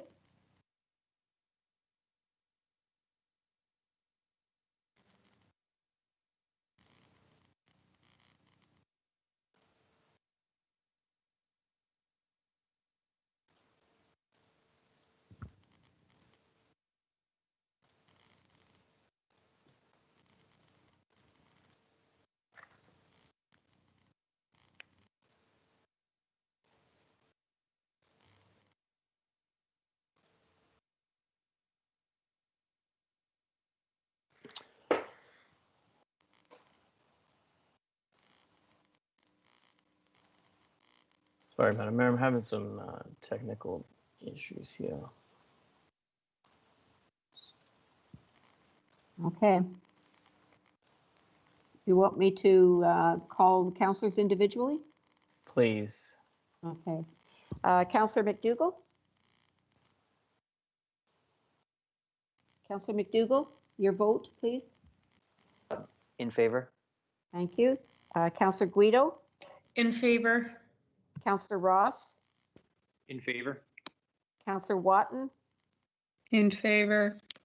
Councillor Kiesebrink? In favor. And Councillor Brown? In favor? Thank you very much. That is carried unanimously. Thank you very much. Mr. Dawkins, you can do your little dance now. And we will now move to page number 45. The report is the zoning bylaw amendment application for Willow Tree Farm. And this is a recommendation report. So it's report number DEV 2020-034. And when you can get that up, Mr. Clerk, I'll ask for a mover. Okay, I have a mover. Is that Councillor Kiesebrink and Councillor Guido? Oh, Councillor Kiesebrink, that was from before. Okay, Councillor Guido and Councillor Watton, mover and seconder, is that correct? Yes. Yes, Madam Mayor. Thank you. Madam Mayor, sorry, yes. Councillor McDougall, I just want to clarify, I've declared a pecuniary interest on this. Thank you. Thank you. Okay, Councillor, where'd the hands go? Councillor Guido, did you have a question? No, Madam Mayor, I was just happy to move. Okay, any questions on the report? Seeing none, Mr. Clerk, do you want to try the vote now, or shall I call each individually? Madam Mayor, I believe I got it back working, so Very I can good. can see councillors voting now. Okay, seeing that everyone has voted, except for Councillor McDougall, who's declared an interest, results should be on screen now. Thank you. That is unanimous by those who could vote. Thank you very much. Moving right along to the budget survey report. This is a very interesting report. It's on page 59 of our agenda. Terry Barton, did you wish to say anything about your report? If we could put it. Through you, Madam Mayor. No, I just wish I would have had more survey respondents, and so we could get a little bit more information from the community. So we will probably be looking at how more to engage the community next year when this comes up. Okay, thank you very much. There certainly is some very interesting information. It's certainly helpful in my decision making. So I really appreciate the report. Councillor Watton, are you moving the report? I am, Madam Mayor. Thank you. And Councillor Ross, are you seconding? I will, thank you. Okay, thank you. Did you have a question, Councillor Watton? No, you're just moving. I did not. Thank you. Councillor Ross, you have a question? Yes, I do, if I can, through you, Madam Mayor. A question in regards to, just trying to find the page number, page 3 of 10 of the report. It's a graph under where is in the township of Scugog is your property located. Can you tell me, does Scugog Island fall under other in that, or are we just missing?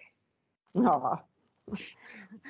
No, I don't think you're missing. I thought of an afterthought of adding the island as a place, but I did not realize that it is actually part of Port Perry. So it's kind of included in Port Perry.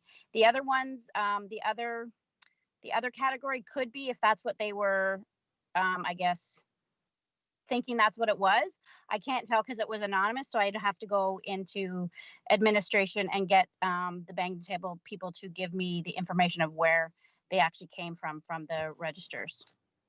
Okay, no, that's fine. Thank you. Just wondering. The second question is just the follow-up question on your survey number 4. Which age category do you fall in? And as we've seen with a number of the surveys that go out, whether it's the waterfront action plan or it's this budget survey, there's a large proportion that are in the over 50 category, and if small representation from people under the age of 30, as seen here. Is in the statistical gymnastics that you can do with the data, have you looked at representing each one of those from a similar percentage towards the recommendations, so that although when it comes to, say, voting, if you show up, you get your voice counted, that's not necessarily what we want with these types of surveys. We want to see what each age group actually wants. So have you been able to actually look at the percentages and the percentage answers from each age group category? I have not, but it is a good question. I could go back and probably retool the data. I do have that data, so you could see where each group has, I guess, voted, but I have not done it at this time. Okay. If you want, I could try to, sorry, through you, Madam Mayor. If you wanted to, I could give that to you at a later date. Thank you very much. That'd be interesting to see, just to make sure that we're not missing a population here just because of lack of respondents. So that's great. Thank you very much. Thank you. I don't have any further questions. Mr. Clerk, could you put up the report with the recommendation? We have a mover and a seconder. And would you call the vote, please, Mr. Clerk? Madam Mayor, the voting is now open.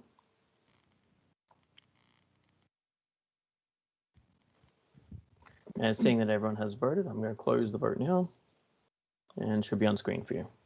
Thank you very much. That is unanimous. Thank you very much, Terry, for that report. Very, very interesting. I know it took some work, but it's very valuable information, and we really do appreciate it. Thank you. We'll move on to item number 12, correspondence. There is no correspondence, no new business or general information. No closed session. I would like to entertain a motion to adjourn, please. Councillor Guido, Councillor Brown. Mr. Clerk, will you call the question, please? Voting is open, Madam Mayor. Thank you.